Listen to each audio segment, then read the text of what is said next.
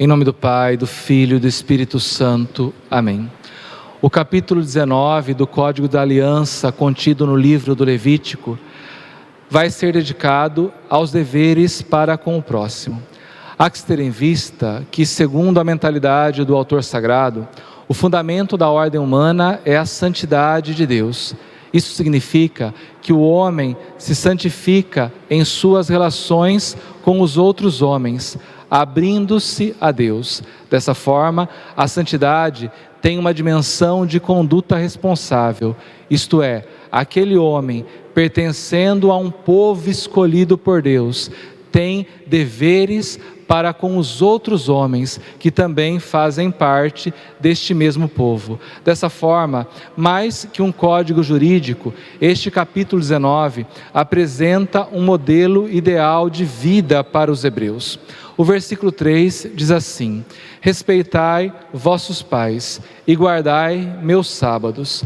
Eu sou o Senhor vosso Deus. Respeitar os pais. Este preceito sobre os pais aparece como o primeiro mandamento da segunda tábua da lei. Lembre-se, o decálogo, a lei de Deus, foi dividida em duas tábuas. A primeira tábua do mandamento 1º ao 3º e a segunda tábua do 4º ao 10º mandamento. O 4º mandamento é justamente honrar pai e mãe. Daí já se deduz a importância dele em relação aos demais mandamentos relativos ao trato humano. Vem como primeiro. Honrar pai e mãe inclui também sustentá-los na sua velhice e na doença. Aqui o autor sagrado une este preceito ao preceito do sábado, que aparece na primeira tábua da lei, porque diz respeito a Deus. Dessa forma, unindo o mandamento relativo a pai e mãe com o preceito do sábado, o que nós vemos é que, assemelhando um ao outro, há a consideração da importância de se observar o mandamento de honrar pai e mãe. Seguindo mais adiante, o versículo 4 diz assim: não vos volteis para ídolos, nem façais para vós deuses de fundição. Eu sou o Senhor vosso Deus.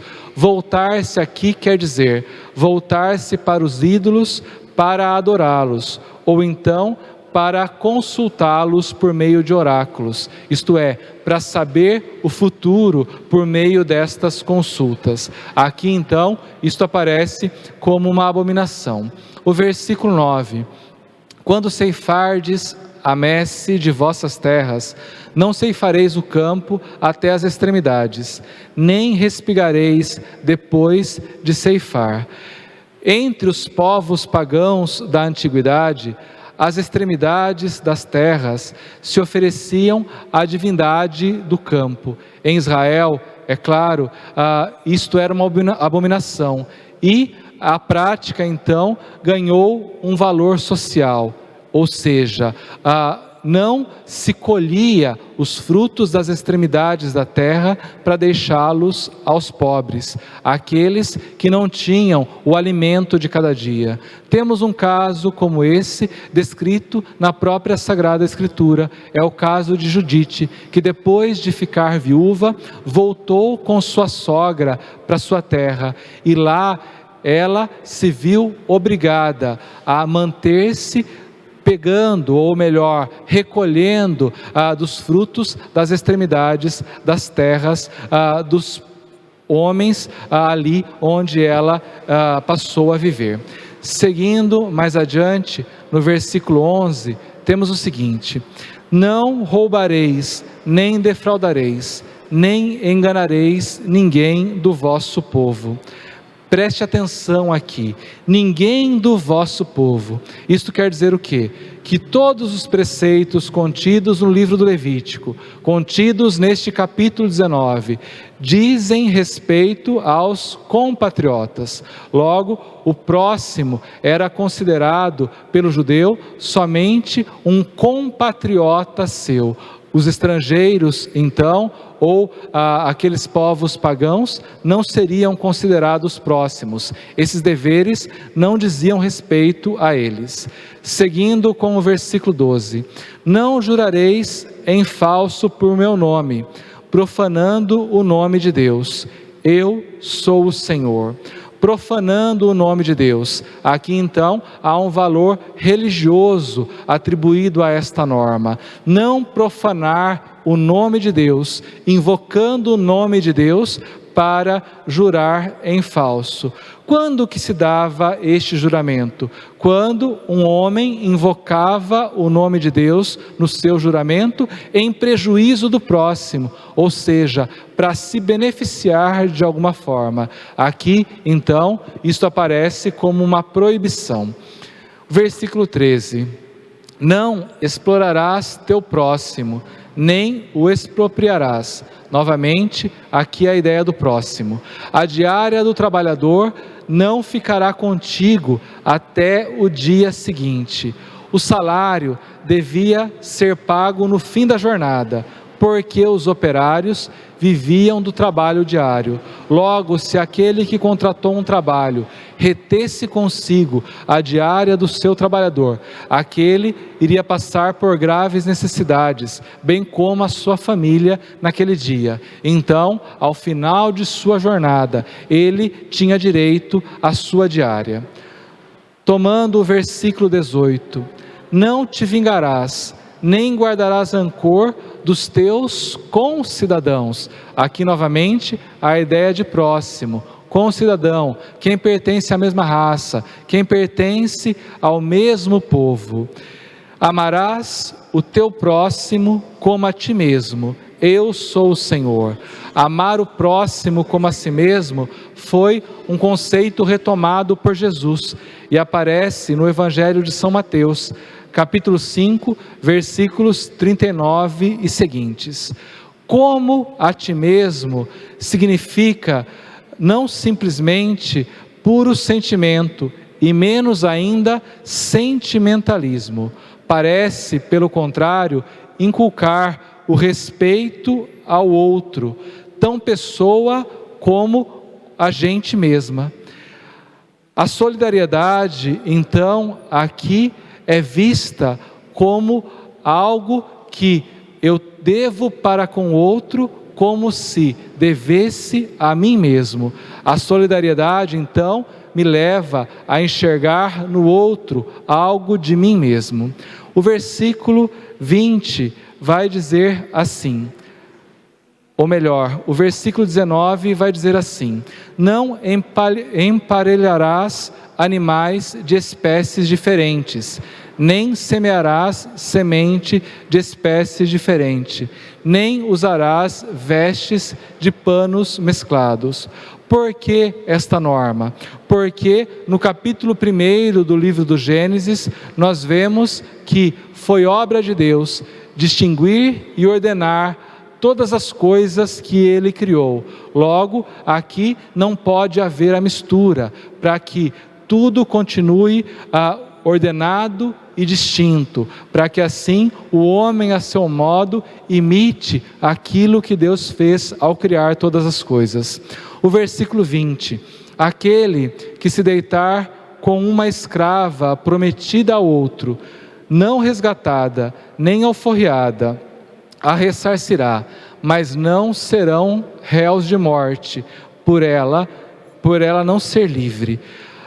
A escrava, muitas vezes, passava também a ser concubina do seu senhor.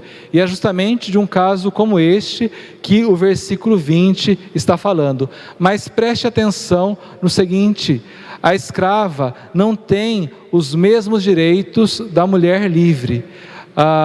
Por isso, quem abusa dessa escrava é perdoado facilmente. Em se tratando de uma mulher livre, a pena seria muito mais grave. Aqui a pena aparece bastante suavizada.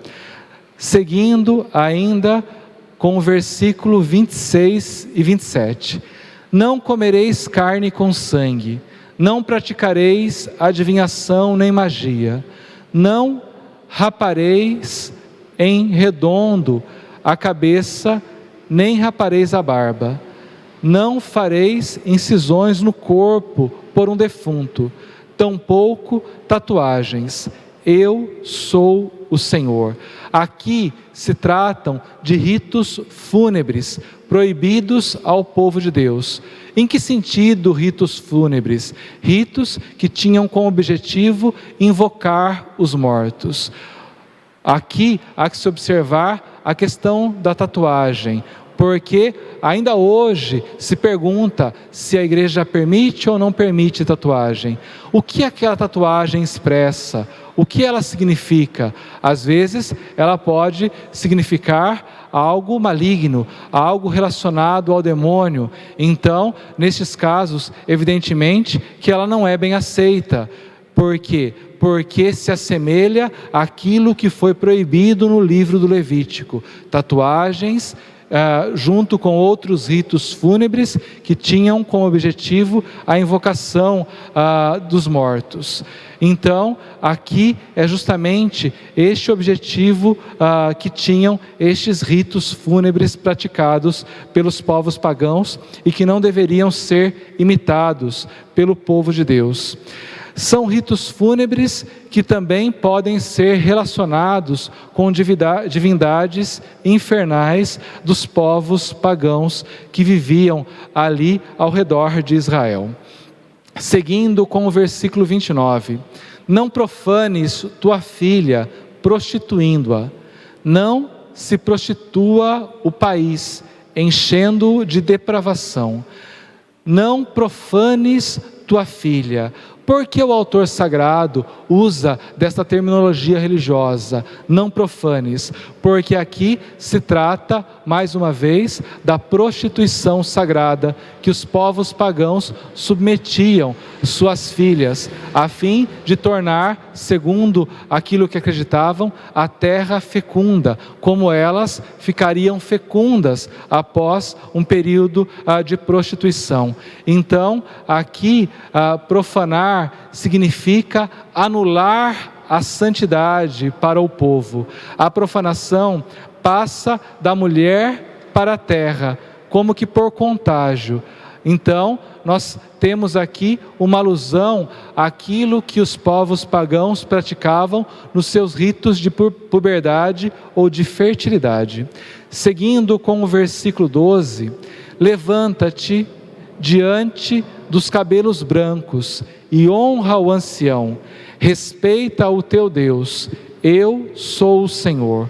O ancião ocupava na comunidade o mesmo lugar que o pai de família ocupava na sua casa, o lugar de importância e de um respeito que a ele era devido. A ancianidade é entendida, num contexto bíblico, como bênção de Deus e sabedoria humana. Por isso, o respeito que se devia aos anciãos. O versículo 13. Quando um migrante se estabelecer convosco em vosso país, não o oprimireis. Um migrante, por quê? Porque também Israel foi migrante numa terra estrangeira, quando viveu por mais de 300 anos ali no Egito, chegando até a escravidão. Não se está aqui, o que tem que se ter em mente, aqui é que mesmo este migrante, não sendo circuncidado, goza de igualdade de direitos ali no meio do povo. Só não goza da mesma igualdade de direitos no que diz respeito a participar do culto prestado a Deus, porque este estava reservado para aqueles que traziam em sua carne a marca da pertença a Deus, isto é, que traziam a circuncisão em seu prepúcio.